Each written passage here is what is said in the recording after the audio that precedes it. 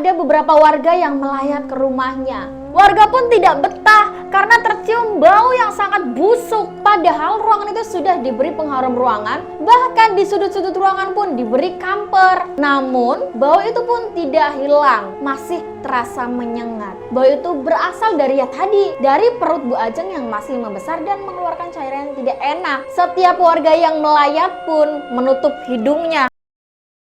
Halo Sobat Ilahi, Assalamualaikum warahmatullahi wabarakatuh. Selamat datang di channel Hidayah Ilahi. Dan kembali lagi bertemu dengan saya Rizky Nur Hidayah. Kali ini Rizky akan kembali lagi menceritakan sebuah kisah. Kisah ini sangat mengharukan, sangat mengenaskan, yaitu azab seorang rentenir yang mati dengan cara mengenaskan. Bagaimanakah kisah selengkapnya dari seorang rentenir ini? Tanpa perlu berlama-lama lagi Sobat, langsung saja kita masuk ke ceritanya.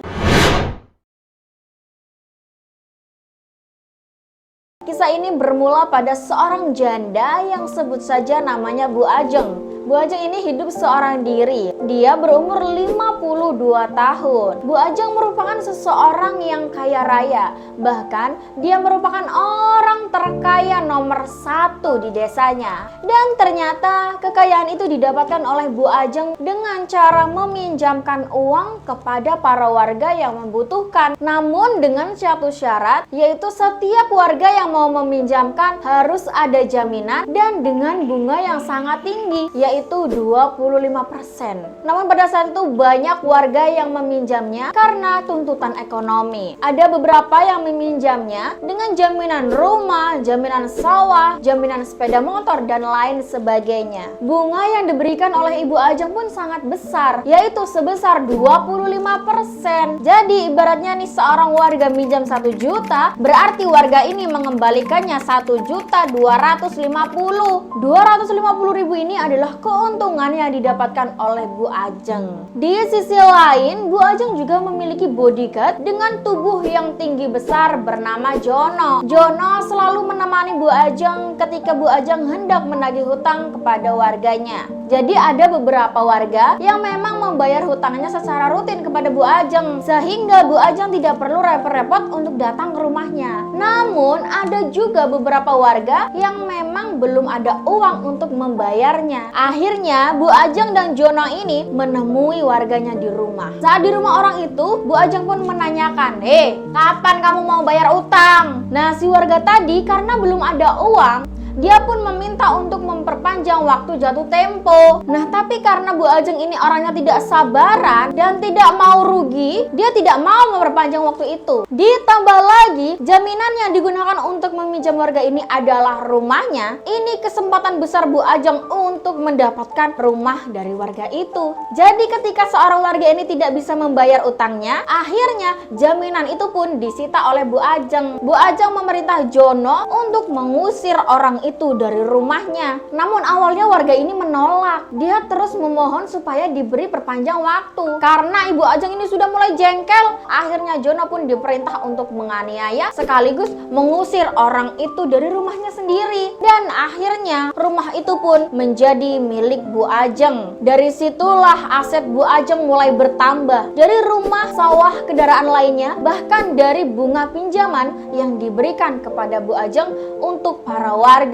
Kekayaan Bu Ajeng pun semakin banyak. Bu Ajeng menjadi orang yang kaya raya di desanya. Selain menjadi seorang rentenir yang kejam, Bu Ajeng juga seorang yang sangat sombong. Dia suka memamerkan semua kekayaan-kekayaannya kepada orang lain. Hingga pada suatu malam, Bu Ajeng pun mendadak sakit. Perutnya tiba-tiba membesar dan merasa gatal di sekitaran perutnya. Langsung saja Bu Ajeng pun menggaruk-garuk perutnya. Tanpa sadar perut itu pun mulai bercak-bercak dan terluka. Luka itu mengeluarkan cairan yang sangat bau busuk keluar dari perut Bu Ajeng. Lambat laun penyakit Bu Ajeng pun semakin parah. Keadaannya pun sangat mengenaskan. Badannya kurus kering kerontang, namun perutnya besar, mengembang buncit. Ditambah lagi dengan goresan-goresan luka yang mengeluarkan cairan tidak sedap. Bu Ajeng pun hanya bisa berbaring di tempat tidur, tidak bisa apa-apa. Tubuhnya kaku. Setiap harinya dia hanya menggaruk menggaruk-garuk perutnya sendiri. Ditambah lagi karena sudah terlalu lama berbaring di dalam kasur, punggung Bu Ajeng pun lecet-lecet dan terluka. Semakin hari penyakit Bu Ajeng semakin parah dan akhirnya Bu Ajeng pun meninggal dunia. Saat Bu Ajeng meninggal dunia, ada beberapa warga yang melayat ke rumahnya.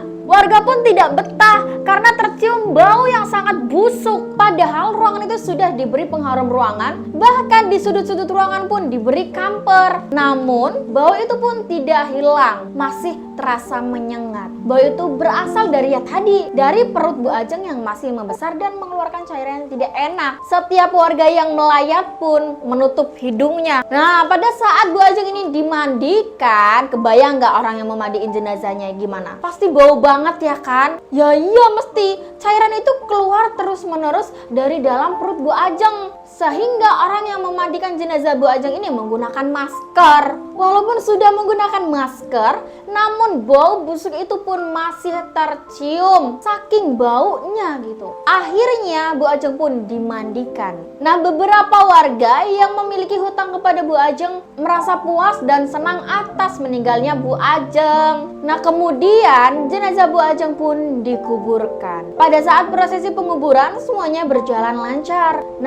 Namun beberapa menit kemudian tiba-tiba rembesan air berwarna merah seperti darah keluar dari kuburan Bu Ajeng. Baunya sangat menyengat, bau anyir, bau busuk keluar dari kuburan Bu Ajeng. Akhirnya tanpa perlu berlama-lama lagi pun para warga kabur meninggalkan kuburan itu. Nah, itulah sobat kisah dari seorang rentenir yang jahat yang mati mengenaskan. Maka dari itu sobat, berhati-hatilah dalam meraih rezeki. Pilihlah yang benar-benar halal. Jika sampai menempuh jalan haram, azab Allah Subhanahu wa Ta'ala sungguh pedih. Seperti halnya yang dialami oleh Bu Ajeng ini. Meski dirinya kaya, tapi harta yang ia peroleh sebagai rentenir justru membuat dia mati mengenaskan. Ibarat pepatah Arab, wujuduhi la adami, adanya sama seperti tidak ada. Maknanya, keberadaan kita dianggap tidak punya arti apa-apa untuk orang lain. Lebih menyedihkan lagi jika keberadaan kita meresahkan orang lain. Sebaliknya, jika kita tidak ada, orang lain merasa senang. Demikian sobat kisah yang bisa saya sampaikan. Kalau sobat ilahi suka dengan video ini, jangan lupa klik like dan komen. Dan terus dukung channel Hidayah Ilahi. Jangan lupa subscribe supaya Rizky bisa kembali lagi menceritakan cerita-cerita yang menarik dan menginspirasi lainnya. Terima kasih sobat sudah menonton. Wassalamualaikum warahmatullahi wabarakatuh.